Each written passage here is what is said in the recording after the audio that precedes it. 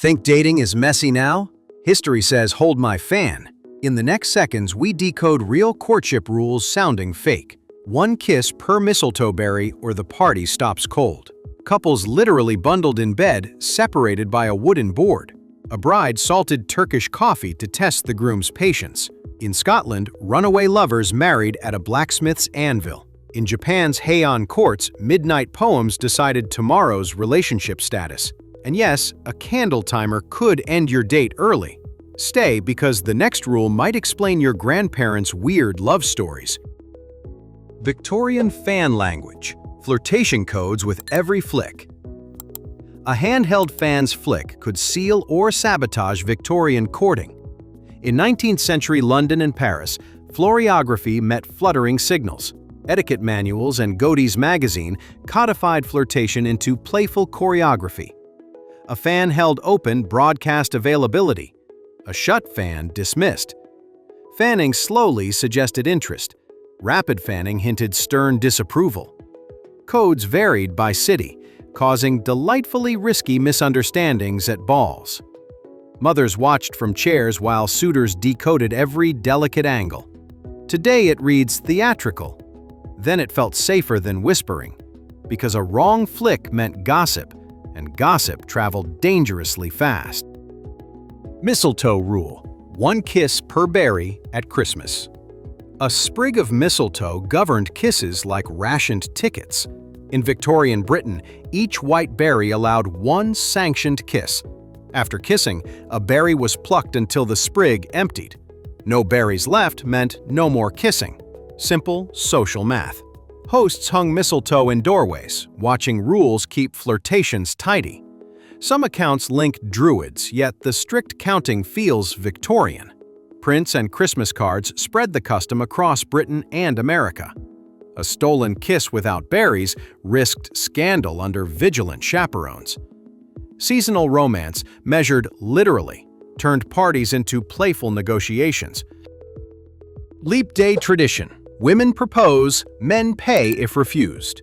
Refusing a leap day proposal could cost silk gloves. Across Ireland and Scotland, women proposed on leap day. Legend credits Queen Margaret, though historians question the timeline.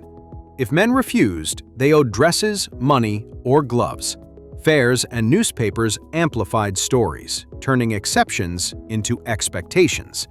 It poked at norms, flipping courtship roles for one day.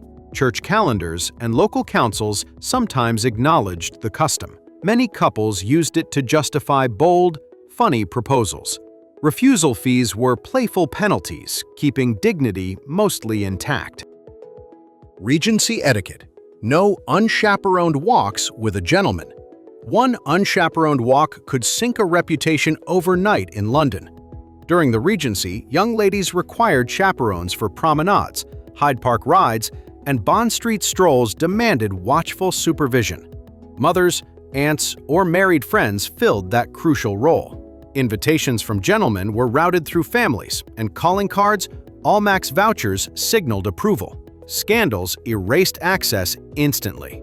Even brief carriage rides alone suggested promises no one intended. Jane Austen's world reflected these rules, with consequences quietly devastating. Respectability guarded futures. Without it, proposals simply stopped arriving. Calling cards only, visit during at-home hours. Your card decided entry. Your face waited in carriages.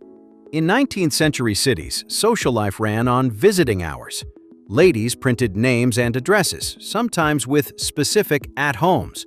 A corner folded signaled thanks. Another fold meant congratulations.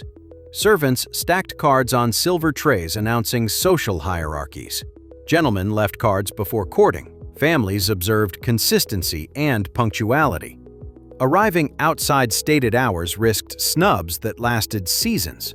Printed monograms and embossing became status shorthand at doors. Romance started formally, with paper signaling permission before conversation. Courting candle timers, flame length controlled. Your visit. A wooden block and candle kept visits literally burning down. In German and New England homes, fathers set the timer and an iron peg adjusted height. controlling minutes like strict clockwork. When flame reached the pin, goodnights arrived without debate. Suitors learned pacing, while mothers embroidered within earshot nearby. Some families lengthened candles for favorites, shortening for persistent talkers. Soot marks on beams still appear in farmhouse attics. The rule felt quaint, yet avoided arguments and midnight whispers. Romance learned to fit within inches of melting wax. Bundling boards. Sleep together clothed, touching strictly forbidden. Two people shared a bed, separated by a solid board. In Wales and colonial New England, bundling managed winter courtship. Parents supervised, clergy debated, and neighbors gossiped about propriety. Layers of blankets, sewn sacks, or boards reduced temptation. Some communities allowed it, others fined couples for impropriety. Winter farmhouses were small. Privacy meant everyone's ears working overtime. Folklore exaggerated outcomes. Court records show mixed, sometimes predictable results.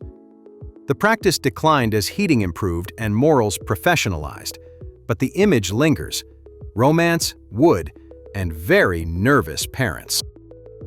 Heian, Japan night visits. Poetry slipped through bedroom screens. Courtship started after midnight, not during daytime strolls in Kyoto. Among Heian aristocrats, men visited women's rooms behind screens.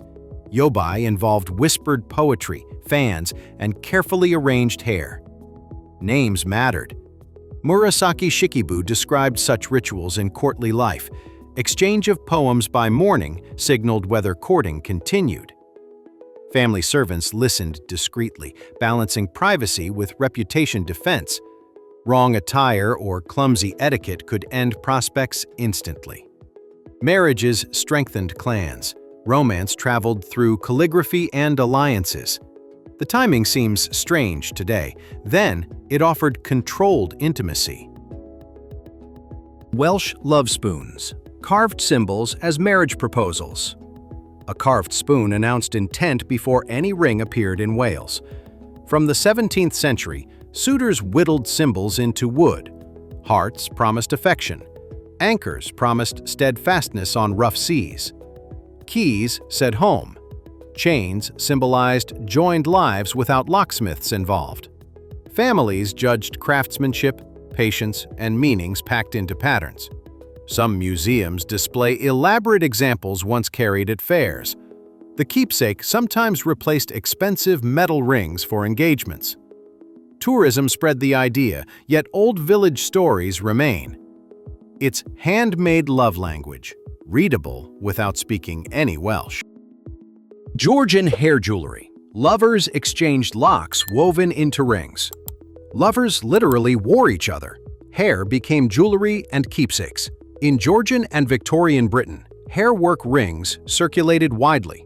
Artists braided strands into miniatures, lockets, and intricate wreaths. Royal examples exist. Queen Victoria kept Albert's hair in mementos. Sometimes hair signified mourning. Sometimes it signified a secret promise.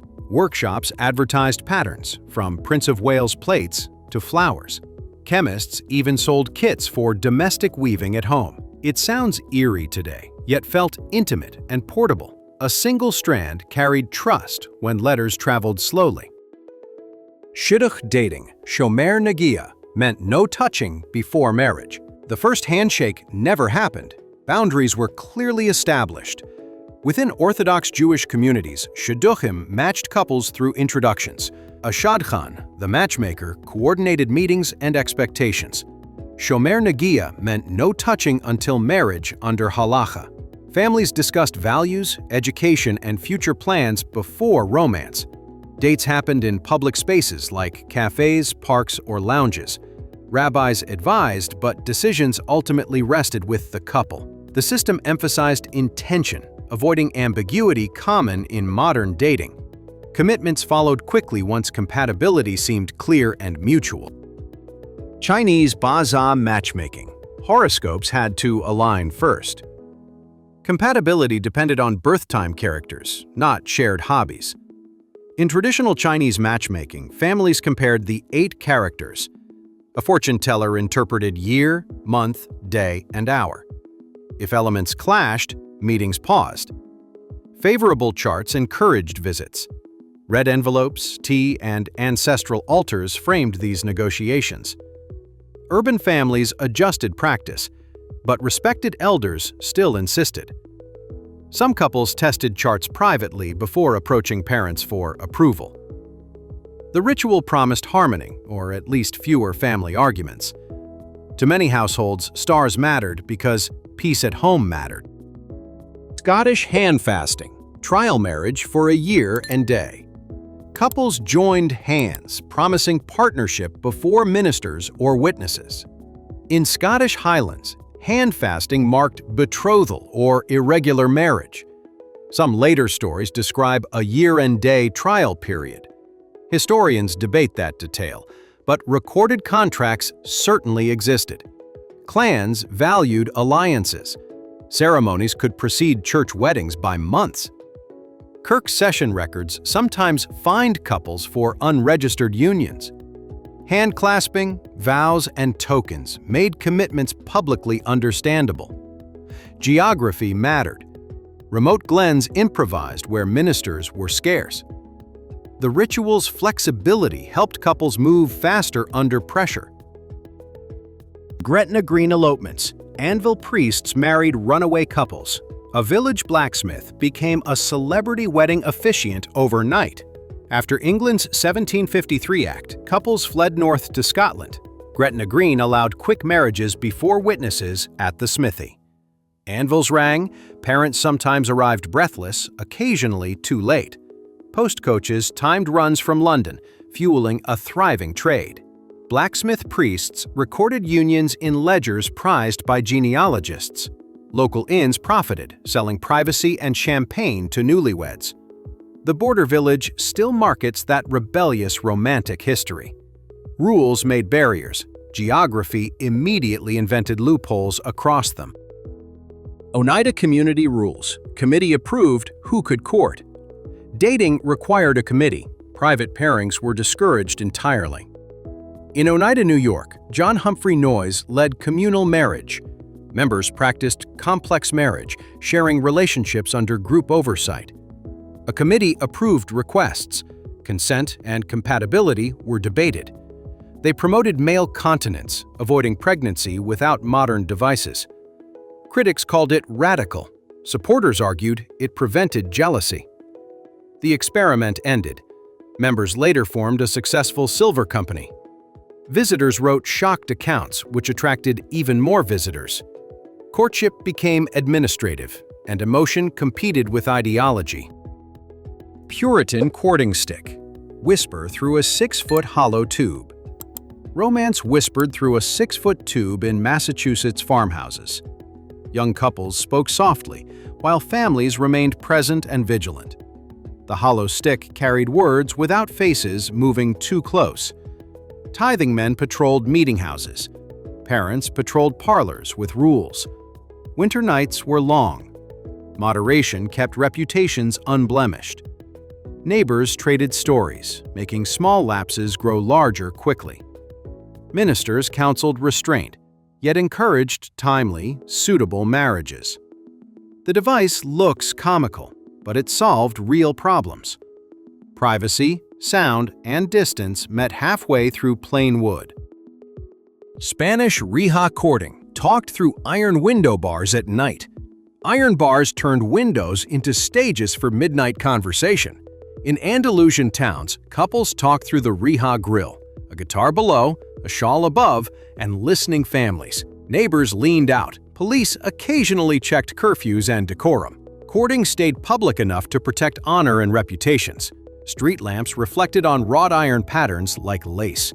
Promises were negotiated with parents behind the shuttered room. Notes slipped between bars carried schedules and family approvals. It felt romantic and safely fenced by tradition. Philippine Harana, serenades under windows with family supervising. A song announced intentions before any conversation crossed the threshold. In the Philippines, suitors performed harana beneath the window. Kundiman melodies, guitars, and friends formed respectful serenades.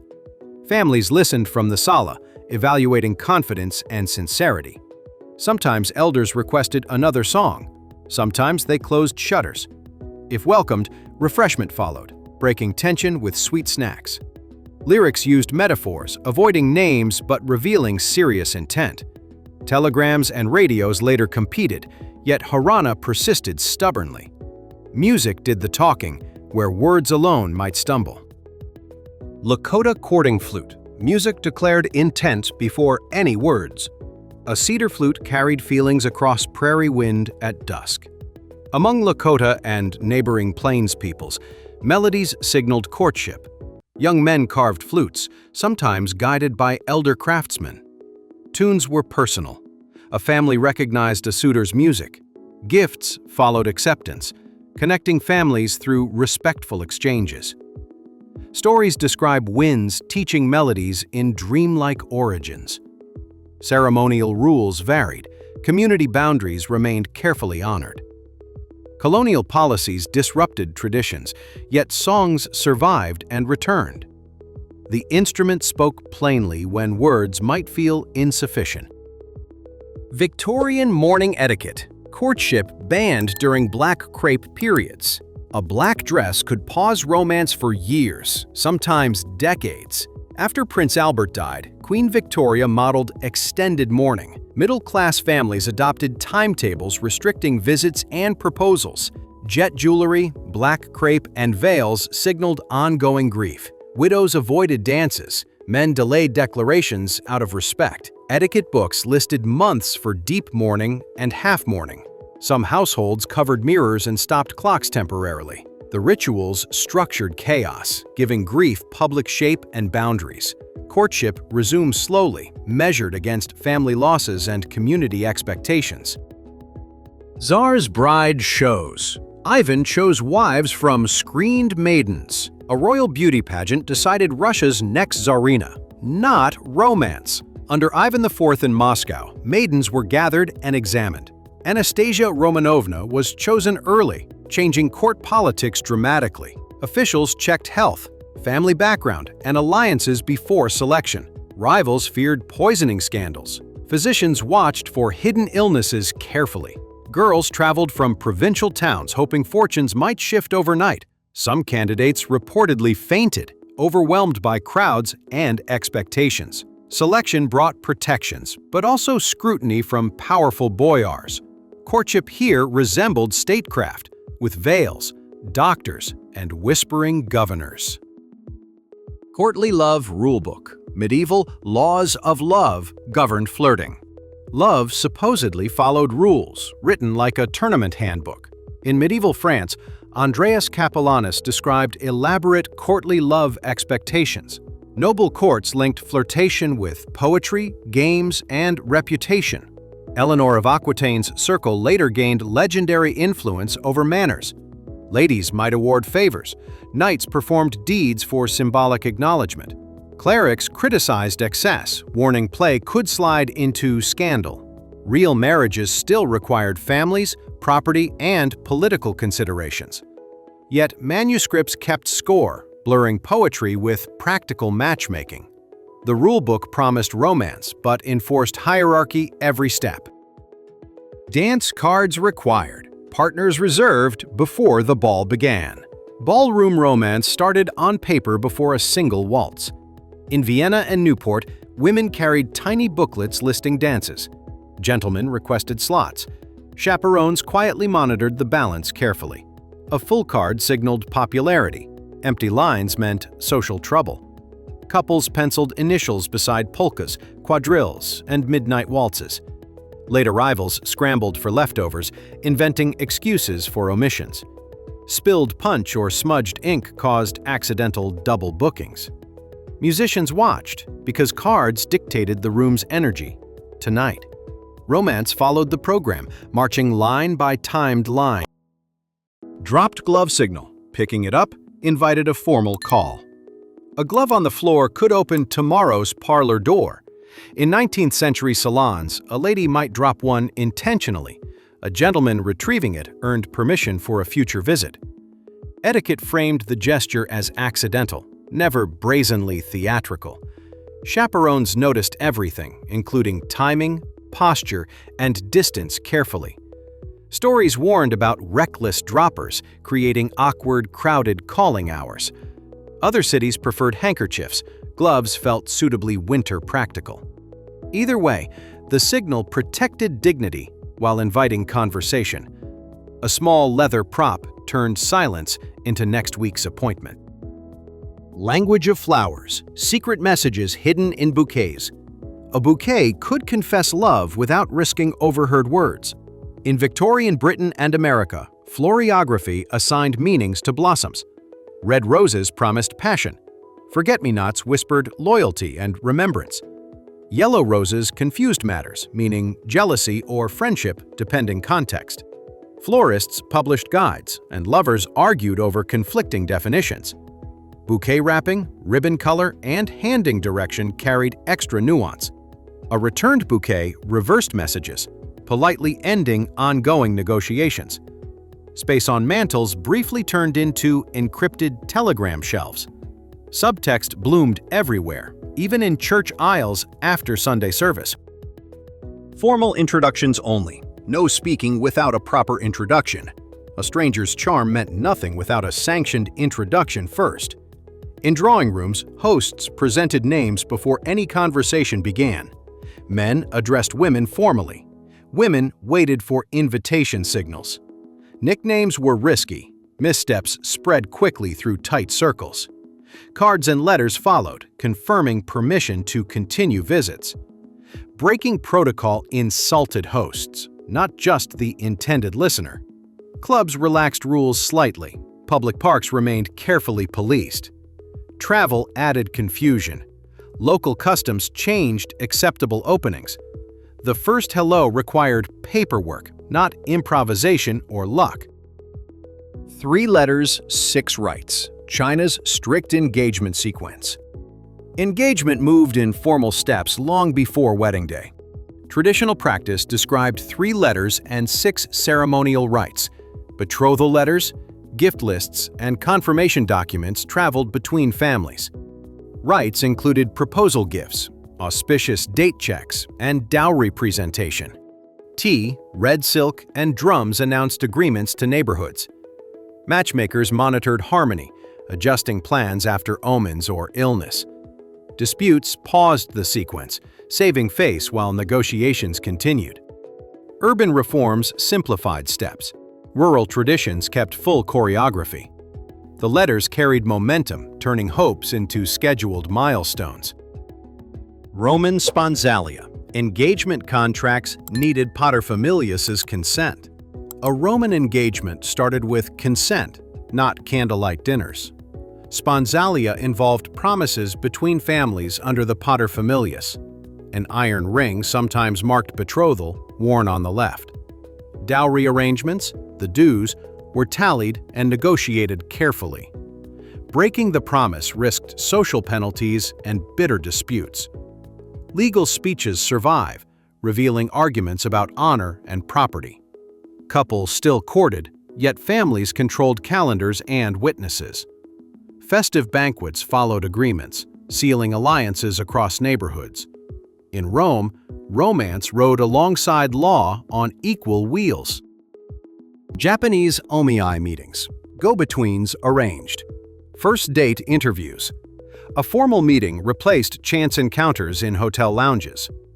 Omiai involved a nakodo presenting profiles, photos, and recommendations. Families compared education, values, and regional ties before consenting. The first conversation stayed brief, often over tea and sweets. Couples scheduled second meetings if interests aligned and calendars cooperated. Post-war Tokyo modernized the process with offices and agencies. Some omiai led to love, others ended politely after introductions. Personal choice increased, yet go-betweens still smoothed negotiations. The structure protected reputations while giving options beyond chance. Korean ham delivery. Groomsmen shouted while bearing proposal gifts. A loud procession delivered engagement gifts through neighborhood alleys in Korea. Groomsmen carried the ham box to bride's home. Friends announced arrival with playful chants and rhythmic knocking. Inside the box, silk, documents, and jewelry signaled commitment. Families exchanged bows. Elders inspected contents with careful satisfaction. Neighbors watched like parade audiences, measuring generosity and style. Regional variations existed. Urban apartments scaled ceremonies more modestly. The moment combined theater, respect, and cheerful community involvement. A shouted arrival said, "This promise includes everyone, not secrets." Appalachian quilt turnings. Couples courted beneath stacked blankets. A pile of quilts created privacy where rooms could not. In Appalachia, quilting parties doubled as supervised courting opportunities.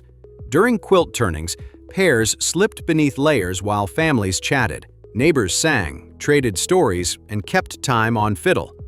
Bright patterns hid movement. Elders pretended not to notice. Some communities discouraged it. Others called it harmless tradition. Church revivals sometimes followed, redirecting energy toward scheduled commitments. Court records mention occasional disputes over promises made there. The quilts softened words and turned whispers into future plans. Parasol, code myth. Tilts supposedly sent secret flirt messages. No, parasols weren't reliable secret telegraphs for Victorian flirts. Books later listed codes, but evidence remains thin and playful. Women certainly used parasols. Decoding systems likely varied, informally. A tilt blocked sun, and maybe signaled yes or no. Etiquette columns mocked overcomplication, favoring clear introductions instead, generally. Still, popular posters spread charming charts during nostalgia crazes. Photographs show parasols everywhere, especially seaside promenades and parks. The myth survives because ambiguity makes flirting feel cinematic. Real courtship preferred witnesses, not umbrellas acting like semaphore.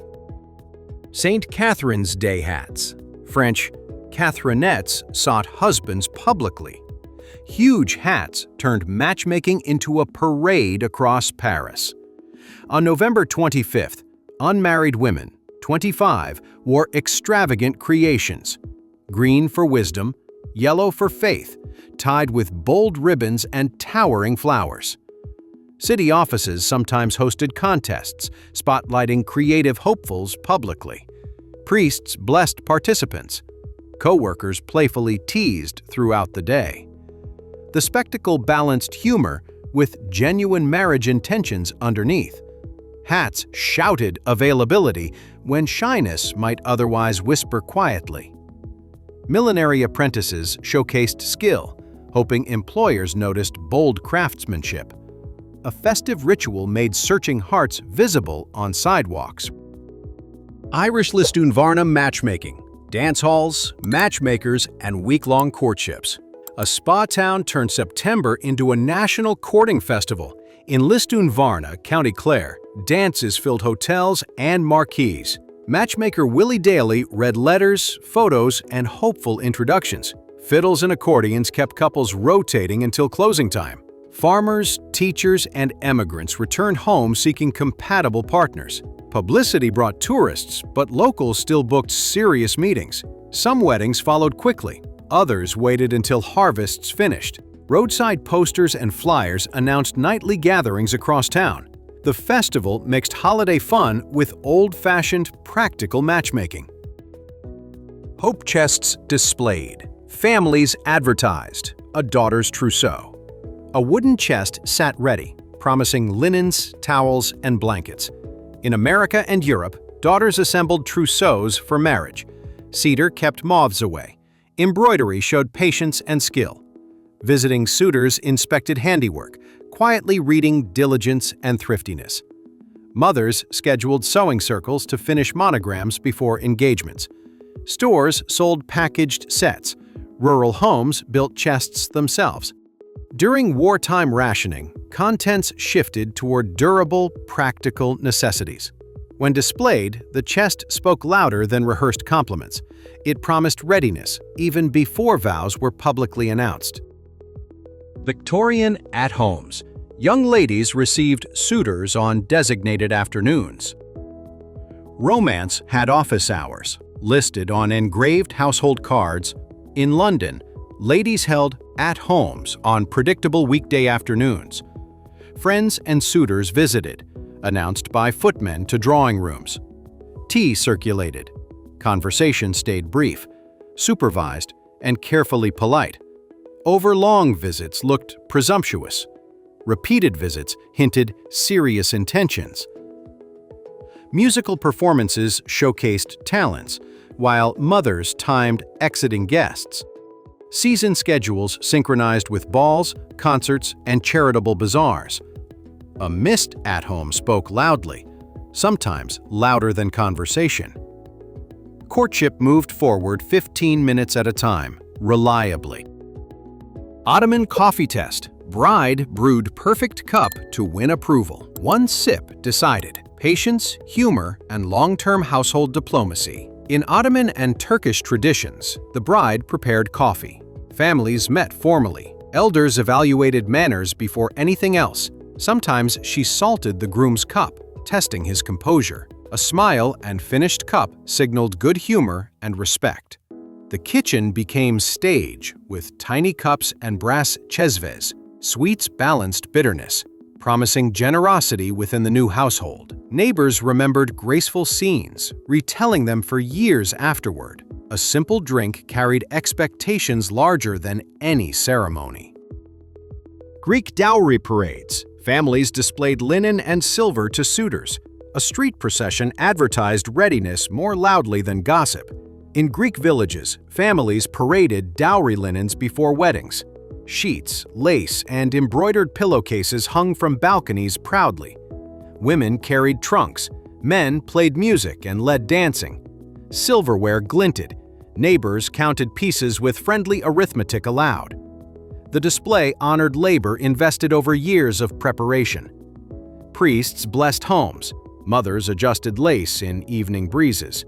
Suitors saw stability, and communities celebrated shared prosperity together. The parade turned household work into public matrimonial capital. Apple peel divination. Tossed initials predicted your future husband. A kitchen floor became fortune teller during autumn courting games. In Britain and New England, girls tossed apple peels. The peel's shape supposedly formed a future sweetheart's initial. Other games involved mirrors, candles, and Halloween midnight bravery. Parents tolerated superstition, calling it harmless seasonal entertainment, mostly. Songs, bonfires, and nuts cracking filled chilly porches happily. Sometimes initials matched, sometimes laughter dismissed strange scribbles quickly. Either way, apples turned chores into hopeful, flirty rituals. Courtship borrowed folklore when conversation needed extra courage tonight.